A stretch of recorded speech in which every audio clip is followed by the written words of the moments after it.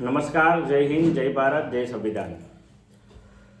થોડા દિવસ પહેલાં આપણે એક વિડીયો બનાવ્યો હતો અને વિડીયોની અંદર તમે જોયું હશે કે પાદરા તાલુકાના કોટના ગામના જે આ પ્રવીણભાઈ છે તેઓ GDX સિક્યુરિટી કંપનીની અંદર જોબ કરતા હતા અને વર્ષ 2025ના 5મા મહિનાનો પગાર એ બાકી હતો અને એ પગારની રજૂઆત કામદાર એકતા સંગઠન અમારી સુધી એમની રજૂઆત આવી અને આપણે આ રજૂઆતને ધ્યાનમાં રાખીને તેના જવાબદાર જે વ્યક્તિ છે એ ફિલ્ડ ઓફિસર સાથે ચર્ચા કરીને તાત્કાલિક ધોરણે આ ભાઈનો જે છે એ પગાર અપાઈ દીધો છે.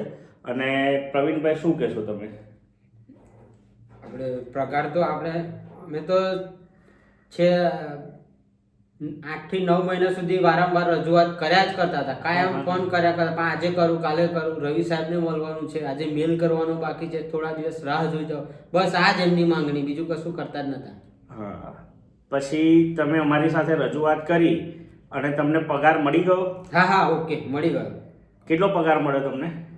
મારે એમ કુલ ટોટલ 11,000 જેવો છે, પણ પીએફ ને બીએસઆઈ યુનિફોર્મ કપાતા 8,500 રૂપિયા આપી દીધો ને? હા, આવી ગયા. એટલે કામદાર એકતા સંગઠન પર તમે જે વિશ્વાસ મૂક્યો છે એના માટે તમારો આભાર.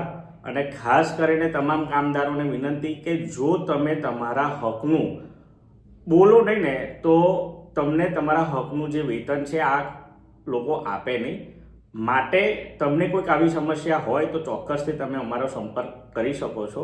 જેવી રીતના પ્રવીણભાઈને ન્યાય મળ્યો એવી રીતના તમને પણ ન્યાય મળી શકે છે. અને પ્રવીણભાઈ સાથે જે બીજા ભાઈ પણ હતા એમને પણ એમનો પગાર મળી ગયો છે. એમનું નામ શું હતું? દીક્ષિતભાઈને.